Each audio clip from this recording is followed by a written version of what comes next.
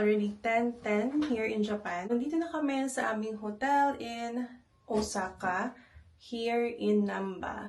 So, syempre, every travel vlog, meron talaga tayong room tour. So, i-quick room tour ko kayo. Yung name ng hotel pala namin, guys, is Hiyori or Yori Hotel dito sa Namba Station. So, here's the door. So, naka-keycard siya, guys. And over here, meron siyang nakalagay na, please take your shoes off. So, dapat, dito nyo ilagay yung mga sapatos kasi nagpo-provide din naman sila ng mga tsinelas eh. Ayan o. Over here, guys, nandito yung closet. So, open closet lang siya. Merong hanger. Ayan, hangers. Hindi ko alam kung ano to. Ito siguro para sa shoes. Kung madumi yung shoes mo, I think. And then, ano ba to? Meron tayong ditong deodorizing mist. So, nagpo-provide din sila. Tapos, Charles. So, dito guys, usually kasi sa Japan, separate yung kanilang shower area dun sa pinakamismong toilet. So, dito yung toilet area. Ayan guys, oh. And, of course, sa Japan guys, open natin para makita. Ayan. Siyempre sa Japan guys, meron tayong tinatawag na automatic na mga kinemerut dyan. Pag na number 2 kayo, ito yung gagamitin yung pang bidet. And automatic siya. Yan, usual na Japan style toilet. Pinaka-toilet bowl niya pala guys, mainit siya. Kasi winter ngayon dito sa Japan.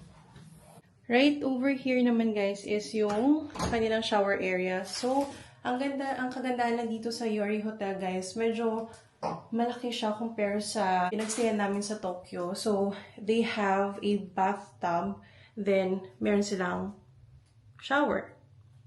Tapos meron sila ditong full-length mirror. Makikita mo yung makikita mo yung buong self mo pag nagsha-shower ka. Tama ba? Or dito ka magsha-shower? I think dito, kasi mababasa ka pag dito di ba? Okay, so yan guys. I-figure out natin yan once na nakapag-shower na tayo dito tomorrow or mamayang gabi. Ayan, kompleto din naman sila. Meron silang body soap, shampoo, and conditioner.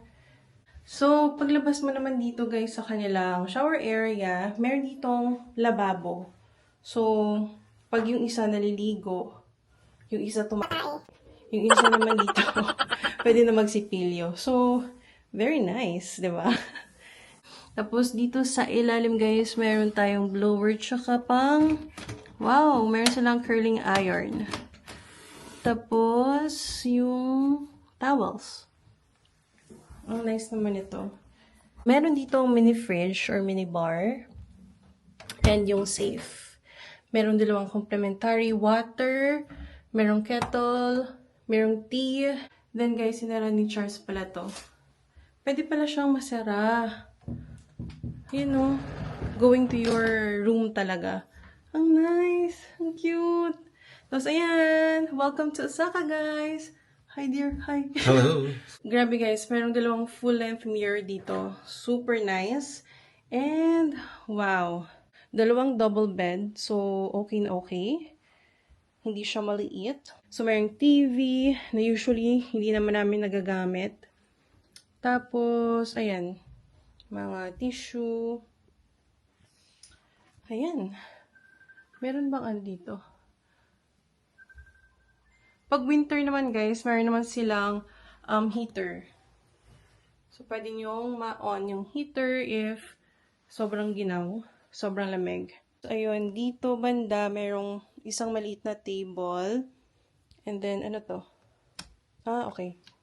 Light pala to. Pwede kayong mag-charge dito gamit yung Philippine na charger. Ayan. Nag-charge na si Charles. Tapos, pwede din yung USB kung gusto nyong gamitin. Wow. Tingnan nyo to, guys. Meron tayo dito napakagandang view ng labas ng hotel. Ayan, guys, oh. Tingnan natin. Ayan. Ganda. Guys, meron din pala silang extra na pangtulog. Kung hindi kayo nakadala ng pangtulog ninyo, meron sila dito. Ayan. Actually guys, nabook na to ng agency namin, but I saw sa Agoda, it's 7,000-ish yung per night ng room na to. Pero for a Japan hotel guys, super nice na ng hotel na to. Compare sa mga, syempre mga affordable na price, like 3,000 and up na mga price ng hotel, medyo maliliit lang siya. But if you compare naman this one guys, sobrang linis niya, maluwag siya, and maganda. Ang ganda naman talaga ng location ni guys kasi pagbaba mo, nandiyan agad yung McDonald's. Walking distance lang din ang lahat ng convenience store ang tinatawag nilang Konbini and mga 10 to 12 minutes lang going to Dotonbori. Isang kagandahan din sa hotel na to guys is buffet na yung breakfast nila and makikita nyo na ang dami-daming selection ng food dito from international down to Japanese cuisine. And makikita nyo guys yung mga hindi nyo pa natatry na Japanese food before. Meron ding takoyaki and yung pinaka nagustuhan ko talaga is masarap yung natto nila dito. Yung parang fermented beans na nilalagay sa rice. And also, ang dami nilang soup selection. Meron din silang mga salad and iba't ibang drinks. Kaya sulit naman talaga ang pagstay nyo dito. So, bababa kami guys. Pupunta kami ng Dotonbori. And kakain ng dinner. Kasi gutom na talaga kami guys. Ayan si Charles, kanina pa yung gutom. So, let's see mamaya guys kung may continue ko pa yung vlog na to or ikakat ko na lang dito. But, yeah, we're going to Dotonbori in a while. See you guys!